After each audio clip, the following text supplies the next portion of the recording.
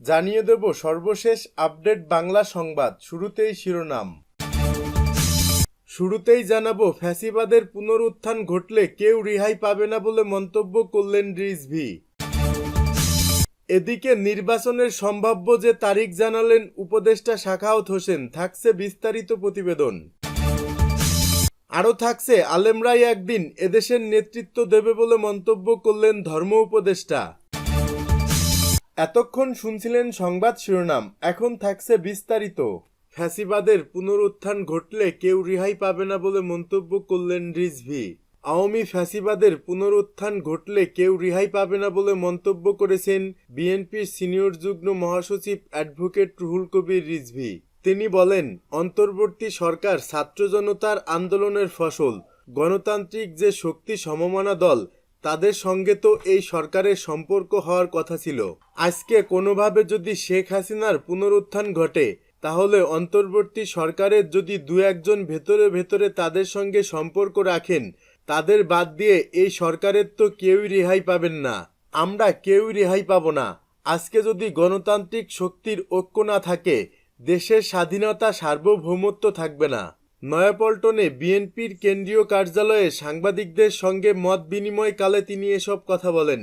সাবেক আইজি খোদা বক্স প্রসঙ্গে রিজভী বলেন, এখন কেউ কেউ উপদেষ্টা পরিষদে কিংবা প্রধান উপদেষ্টার কর্মকর্তা হিসেবে যোগদান করেই আন্দোলনের সপক্ষের লোকদের টার্গেট করেন। খোদা বক্স একজন পুলিশের সাবেক আইজি ছিলেন, কিন্তু বিগত 15.5 বছর তার কি ভূমিকা ছিল, তিনি কয়জন লোককে চেনেন? আমরা প্রতি মুহূর্তে নিপীড়িত হয়েছি। বিএনপি অফিস ভেঙে 4-5 বার নিয়ে গেছে আমাদেরকে। এখানে আমরা যারা বসে আছি, শেখ হাসিনার পতনের দিনও জেলখানায় ছিলাম, তার আগের দিন পর্যন্ত রিমান্ডে ছিলাম। গণতান্ত্রিক আন্দোলনের যে স্পিরিট, চেতনা, এটাকে কি তারা ধারণ করেন? ওটা তো তারা ধারণ করেন না, অথচ বড় বড় কথা বলেন, দেখাতে চান যে তারা অত্যন্ত নিরপেক্ষ। আপনি আইজি ছিলেন, বিএনপির সময় কি করতে পেরেছিলেন? আপনাদের কারণেই তো 1/11 এসেছিল, অগণতান্ত্রিক শক্তি এসেছিল। আলী ইমাম মজুমদার প্রসঙ্গে তিনি বলেন, উপদেষ্টা পরিষদ হওয়ার পরে আলী ইমাম মজুমদার প্রশাসনিক পুনর্বিন্যাস করার জন্য ডিসি নিয়োগ দিলেন। বেছে বেছে আওয়ামী ফ্যাসিবাদের পক্ষে যারা প্রশাসনিক লোক ছিল, তাদেরকে ডিসি নিয়োগ দিলেন। পরে নানা দিক থেকে বিতর্কিত হয়ে হয়তো এটা পরিবর্তন করেছেন। উনি নিঃসন্দেহে বুদ্ধিজীবী মানুষ, বুদ্ধি চর্চা করেন, পত্রিকায় লেখালেখি করেন। কিন্তু 15.5 বছর শেখ হাসিনার আমলে কখনোই কি গণতান্ত্রিক আন্দোলনের পক্ষে একটি আর্টিকেল লিখেছেন? আমাদের সমর্থনে কি কখনো একটি কথা লিখেছেন? অথবা জুলাই আগস্টে তারা কি কোনো মতামত দিয়েছেন? কিন্তু তারা অন্তরের মধ্যে একটি মত ধারণ করেন। সেটার প্রতিফলন আমরা দেখেছি উনি উপদেষ্টা হওয়ার পরে। বিএনপির মুখপাত্র বলেন, আমরা শুনেছি খোদা বক্স আসার পরে যারা বঞ্চিত ছিলেন, যারা আন্দোলনের পক্ষে সহানুভূতিশীল ছিলেন, তাদের বিপক্ষেই উনি অবস্থান নিচ্ছেন। এটা খুবই রহস্যজনক ব্যাপার। টার্গেট করে তাদের বিরুদ্ধেই ব্যবস্থা নেওয়া হচ্ছে, সরিয়ে দেওয়া হচ্ছে। পরিকল্পনার অংশ হিসেবে নিজের পছন্দকে বাস্তবায়ন করার জন্য তারা এই কাজগুলো করছেন। অথচ জেলখানার ভেতরে বসে সালমান এফ রহমান যে কারসাজি করছেন, নানা অপতৎপরতা চালাচ্ছেন, এটার ব্যাপারে তো আমরা কোনো পদক্ষেপ নিতে দেখিনি। কারাগারের ভেতরে সালমান এফ রহমান রাজার হালে আছেন এবং ওইখান থেকে সমস্ত পরিকল্পনা করছেন, তার তো প্রমাণ আমরা পাচ্ছি।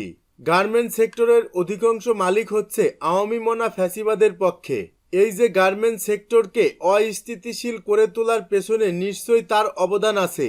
এগুলোর ব্যাপারে তো কোনো পদক্ষেপ নিতে দেখিনি।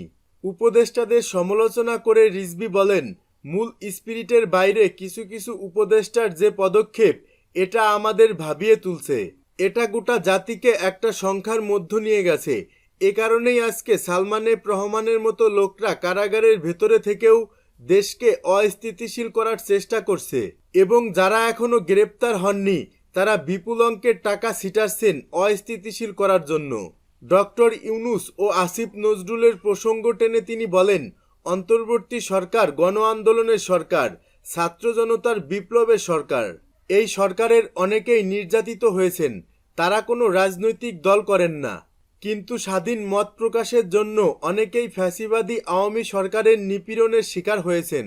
স্বয়ং প্রধান উপদেষ্টা, যিনি আওয়ামী শাসনকালে নিপীড়ন নির্যাতনের শিকার হয়েছেন, তার সোশ্যাল বিজনেস মাইক্রো ক্রেডিট, যেটা গোটা বিশ্বব্যাপী অভিনন্দিত। এ কারণেই ডক্টর মোহাম্মদ ইউনূস সবার কাছেই শ্রদ্ধাভাজন একজন ব্যক্তি, কিন্তু সবাই তো তার মতো এরকম নিপীড়ন নির্যাতনের শিকার হননি। কেউ কেউ হয়েছেন, কারো কারো চেম্বার ভেঙে দেয়া হয়েছে। ডক্টর আসিফ নজরুল অত্যন্ত স্পষ্ট ভাষায় ফ্যাসিবাদী সরকারের সমালোচনা করেছেন। এ কারণেই নানাভাবে তাকেও হয়রানির শিকার হতে হয়েছে। রিজভী বলেন, ক্ষুধাবক্স বিএনপির আমলেই পুলিশের আইজি ছিলেন। বিএনপির বিরুদ্ধে এত অত্যাচার অবিচার, স্বয়ং বেগম খালেদা জিয়াকে একটি জরাজীর্ণ পরিত্যক্ত কারাগারে যেভাবে শেখ হাসিনা নির্যাতন করেছে, সেই সময়ে তো আলী ইমাম মজুমদার অথবা ক্ষুধাবক্স কোনো আর্টিকেল লেখেননি যে বিএনপির বিরুদ্ধে এত নিপীড়ন নির্যাতন চলছে। এখন এসে একটি স্থিতিশীল সরকারের মধ্যে কে ভালো কে মন্দ, ওনারা ওনাদের বিবেচনা দিয়ে, তাদের পছন্দ অপছন্দ দিয়ে গণতন্ত্রকারীদের বিরুদ্ধে অবস্থান নিয়েছেন। এটা অত্যন্ত দুর্ভাগ্যজনক। নির্বাচনের সম্ভাব্য যে তারিখ জানালেন উপদেষ্টা সাখাওয়াত হোসেন। প্রয়োজনীয় সংস্কার শেষে 2026 সালের মাঝামাঝি নির্বাচন হতে পারে বলে মন্তব্য করেছেন অন্তর্বর্তী সরকারের নৌ পরিবহন, শ্রম ও কর্মসংস্থান মন্ত্রণালয়ের উপদেষ্টা brigadier general doctor M Sakhawat Hossain. British পার্লামেন্টসের হাউস অফ লর্ডসে মানবাধিকার সংগঠন ভয়েস ফর বাংলাদেশ আয়োজিত কনফারেন্স শেষে তিনি এ মন্তব্য করেন বলে একটি জাতীয় দৈনিকের প্রতিবেদনে বলা হয়েছে, brigadier general doctor M Sakhawat Hossain বলেন, 5 আগস্ট শেখ হাসিনা পালিয়ে না গেলে বিক্ষুব্ধ জনপ্র করে ফেলত, সেটা দেশের জন্য ভালো হতো না। আলেমরাই একদিন এদেশের নেতৃত্ব দেবে, ধর্ম উপদেষ্টা। আলেমরাই একদিন এদেশের নেতৃত্ব দেবে মন্তব্য করে ধর্ম মন্ত্রণালয়ের উপদেষ্টা ডক্টর আ.ফ.ম. খালিদ হোসেন বলেছেন, বর্তমানে মাদ্রাসার ছাত্ররাই ঢাকা বিশ্ববিদ্যালয় সহ দেশের নামকরা বিশ্ববিদ্যালয়গুলোতে ভর্তি হচ্ছে। ইসলাম ও কুরআনের আলোকে জীবনযাপন শুরু করলে মানুষের মধ্যে ঈমানি শক্তি বৃদ্ধি পাবে। রাসূলের সাজীবন অনুসরণ করলে দায়িত্বশীল ব্যক্তিরা অন্যায় পথে চলতে পারবে না। তিনি বলেন, রাষ্ট্র ও সমাজে আল্লাহর প্রদর্শিত পথে চলবে সবাই। তিনি বলেন, রাষ্ট্র ও সমাজে আল্লাহর প্রদর্শিত পথে চলবে সবাই। দেশে সকল প্রকার দুর্নীতি অনিয়ম বন্ধ হয়ে যাবে। শান্তিপূর্ণ ও উন্নত বাংলাদেশ বিনির্মাণে রাষ্ট্রের দায়িত্বশীল ব্যক্তিরা এগিয়ে আসবে। ডক্টর আ.ফ.ম. খালিদ হোসেন বলেন, আমরা দ্রুততম সময়ে জাতীয় সংসদ নির্বাচনের ব্যবস্থা করব। বিশেষ করে অবাধ ও সুষ্ঠু নির্বাচন উপহার দিতে আমরা বদ্ধপরিকর। আমরা ক্ষমতা উপভোগ করতে আসিনি। তিনি আরও বলেন, যারা আগামীতে ক্ষমতায় আসবেন তাদের পথকে সুগম করতেই আমরা রাষ্ট্রের দায়িত্ব পালন করছি। বাংলাদেশে আর কোনো স্বৈরাচারের জায়গা হবে না। আগামীতে হকের পথে রাষ্ট্র পরিচালিত হবে ইনশাল্লাহ।